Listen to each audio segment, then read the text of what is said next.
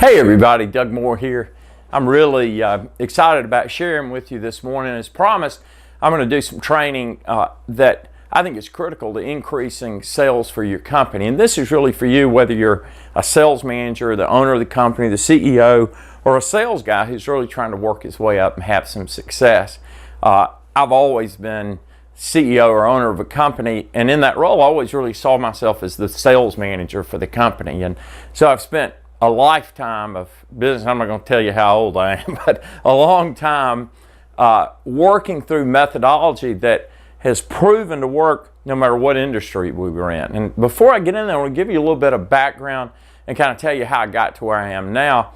I don't know if you've had the same problem I had, but when we started the company, we used the same sales system everybody else did. So we had this list of clients we were calling, our prospects. We were hitting them with features and benefits and pounding the phone, and we had success. And after 4 or 5 years, we had, 30 or 40 sales guys, and we had launched 3 or 4 properties, and things were going really well. We had 3 real problems. One is we had almost no customer retention because of the way we went about making sales. Secondly, we were exhausted at the end of the day and at the end of the week because of the high amount of rejection we got, the number of no's we got in a week. And we did a really good job of staying focused and working hard, but it was a tough way to sell. And the third thing is we had a lot of turnover because most people couldn't really take that much rejection. And I just said, there's got to be a better way to do this. And this is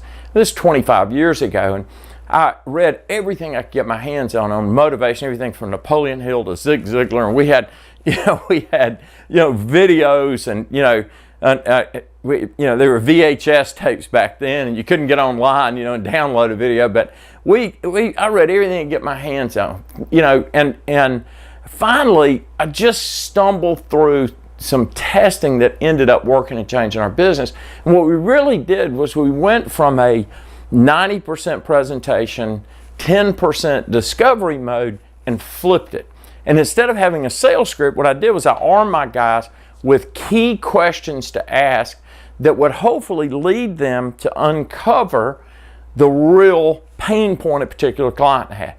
And it took us a little while, but once we did it and once we changed our sales system, 3 things happened. Sales went up, customer retention went up, turnover went down.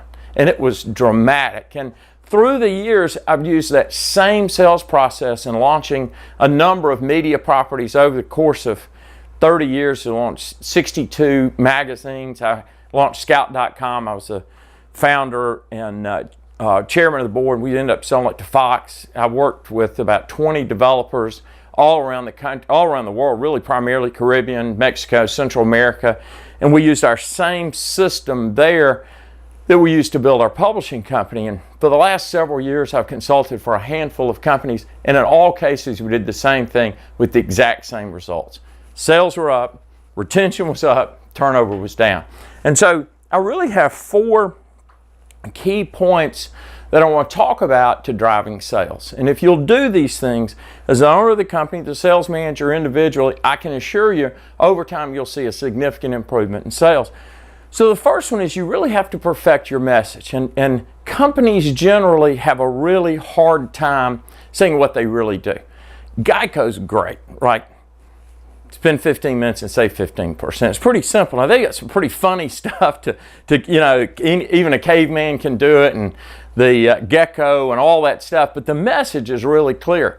Spend 15 minutes and save 15%. I mean, it's a pretty clear thing. So you think about as a company, what do you really do that matters? What are you doing as a company that people come back to you for and love you for and constantly believe in you about? And that should be your primary message.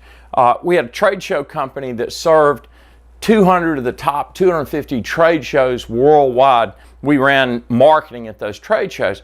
And we got to a place that before the show we'd hold an exhibitor training on how to get the most out of the trade show. There were a lot of different things we did, booth management and so on, but the number one was to help them understand how to perfect their message. What's the real message of your company? Don't put don't talk about all the features and benefits and the technical specs and all the crazy great details behind what you do in front of everybody. Just tell them really, what is it we do? How do we serve people? What makes us unique? I mean, that's really the story. I was on a call with an agency last week that had an incredible technology to use in social media. We have a social media product called StoryLift that's the most, I mean, it is big brother stuff, and we're having incredible success. So I was trying to sell us on using a video interface on Facebook. Great technology. I had the CEO of the company on the phone, the founder from the technology company, and the founder was so in love with their product, he never stopped and asked a single question. And I kept getting texts from my guy saying, can you stop this? I mean, how many times have you been on that side of a sales call? And the guy had great product, but he could have stopped 10% of the way through and asked a simple question, and it would totally change the presentation. So you have to perfect your message and make sure that you're telling the right story, and the right story is the story that really matters. The second thing is you really have to think about and focus on and get committed to changing the sales process from presentation to discovery. And if you're going to do that, you have to make a great list of questions for your team that lead the prospective client to what is it that I've really got pain in. In other words, what is it that you could possibly do for me that would make a difference in my business or in my home or whatever, whether it's retail or B2B. You've got to change the sales process so it's more about filling need and uncovering a problem than getting on the phone and face to face and constantly telling somebody about how great you are. If you think about if you were dating and you met someone or you went on a first date and all you did was talk about yourself and tell them how great you are and all your great qualities and why they should date you. Well, it's a complete turnoff. No, you're never going to get a second date. It's the same thing in sales. So if you're constantly talking about how great you are and you're not trying to find out what the other person really has an interest in, you're not going to do very well. And if you don't uncover a need, there's not going to be a sale. There's not going to be a sale anyway. Now I'm going to give you a secret. And if you don't write down anything else I've told you today, write this down, because this is the key. This is, if you do one thing different, do this. So the only question that matters is, where does it hurt, right? So the question, there are a lot of great questions that you can ask that'll help you get into a dialogue instead of a presentation, but don't forget the most important question. I'll give you a great example. We took over sales and marketing for an incredible project in Costa Rica called Reserva Conchal. 423-room hotel. It is, if you hadn't been to Costa Rica, you ought to go to Reserva Conchal. The best beach, $10 million beach club. The food's great, the people are great. I mean, it's incredible. We took over the project, and without spending one more penny in marketing, we increased sales 400% in the first 90 days. And they've been there for 7 years. And this is the secret. This is how we did it. So I developed a set of questions for our team, our sales guys, including the guys that had already been there before, that led us to an answer that really mattered, and that is, why would you be interested in buying a second home in Costa Rica? Really, so if you think about it, it's not about how many bedrooms you need or how many bathrooms or whether you want ocean view or whether you have to be on the whether you need to be on the beach or on the golf course. What really mattered was, why are you down here looking at real estate in the first place? And what we found is that we could put prospects, real prospects, into 2 or 3 different groups. My favorite group were people who wanted to leave a legacy of memories for their family, right? So you think about it. So we'd have people come to Costa Rica. Most of the time they were in their 50s or 60s. They were seeing less and less of their children. Maybe they already had grandchildren, or they could foresee grandchildren coming.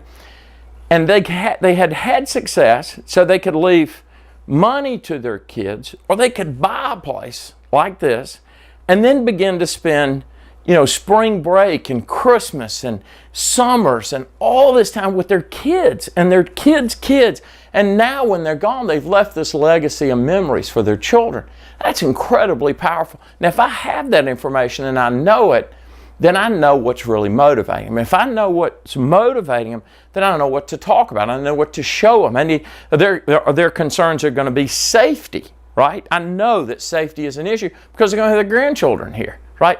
It doesn't matter as much that there's 3 bedrooms as there is that it's safe to them because they're going to have their grandchildren there. So that's just one example. It worked in everything we did, in all the media properties and all the companies I've consulted with.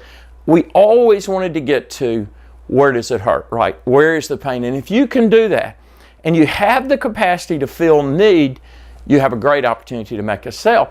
With our clients in Costa Rica, I also knew when they got on they made a deposit on a $850,000 condo in Costa Rica. They got on the plane, they headed back to California, and they got home. They told their buddies that at the club that bought an $850,000 condo in Costa Rica.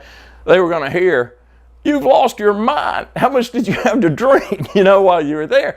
So knowing that, I already knew where their pain was. So I immediately would talk to them about, when are you coming back down? We'd get them down before they could close and have them bring their grandchildren. And I wanted them to start experiencing the fulfillment of the pain I was resolving for them. And when I did, we never lost a sale. And so you got to get to the only question that really matters. The third thing is, if you're going to make a change, a transition from what you're doing now, which is most likely primary presentation, into discovery, you've got to be committed to training, and you've got to be committed to leading. So there are a couple of things to do there. The first one is, you really have to build a list of questions that leads your salespeople to get the answers to the question that really matters, right? So whether it's in media or whether it's in insurance, and I could give you 50 examples, but I think you get the picture. Then the second thing is, my experience has been the best way to make that transition is not through management, but through leadership. So what you really want to do is show them. For our project we're doing in social media, I've had a number of salespeople we're working with around the country, and in every case I say, look, set up an appointment, let's do a join.me, and I'll show you. And then all you have to do is emulate me. So if you'll commit to that, and if you're not comfortable doing it, maybe we can help you get to a place that you can. So you have to train, you have to lead, and your sales meetings need to be much more about training and leadership than about going over their CRM. That should be done 101. Nobody hates sales meetings more than salesmen, even if they're having success. Because what happens is you bring them in, you go over their active file and where their pipeline is. You talk about it and you say, okay, we're going to do this again next week or next month. When what they really need is to hear case studies. What they really need is for you to show them and give them an example and a great story that they can tell to another client. And then the final thing, the fourth, is motivate. And how are you motivating your team? And it's not a matter, if everybody were self-motivated, you wouldn't need sales management, right? You'd need trainers. You wouldn't need sales managers. You wouldn't need leadership. So how are you motivating your team? There are only really 3 ways to do it. The first one is fear. The second one is incentive. And the final one is by helping people learn how to set goals, right? And setting goals is only a small part of it. So I'll give you a great example. If I have a salesperson whose goal is to sell $1 million this year, and he sold $700,000 last year, there are 2 critical elements I've got to get my arms around. The first one is, if that additional $300,000 in sales means $30,000 in income, what does that mean to him? What personal lifestyle changes will that make? Does it allow him to move into a better school district so his kids get a better head start on education? Does it mean retirement? Do they want to take a trip to the Bahamas or to Costa Rica, or what is it? Or do they want to get out of debt? But if you know that, then as you move through the year, you can keep bringing them back to that and helping them stay in touch with it throughout the year. It's highly motivating. It's much better than fear. And manipulation, who wants to manage like that? When we owned Vulcan, I sold the company, we had 400 employees, 200 were salespeople.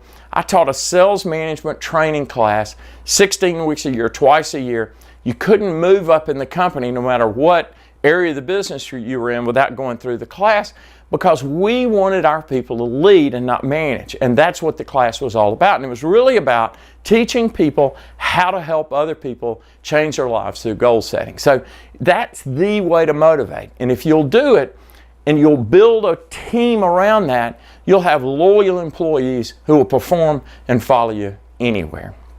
So I want to give you, in closing, I want to give you a couple of do's and don'ts. So make a commitment to do all the things we talked about, right? If you just change from presentation to discovery, you're going to have some success. And it will take a lot of the pressure off you and the sales team, and frankly put it on the customers, because they're answering questions instead of you answering all the questions. It absolutely helps. But you have to go through the whole process. You have to be committed to the training, and you have to be committed to keeping your team motivated on a daily basis. And the only way to do that is through goal setting and helping people understand how their goals can be realized through the company goals. And if they can't, they probably ought to be doing something else. The thing that I would say don't do is don't give up on it too quickly.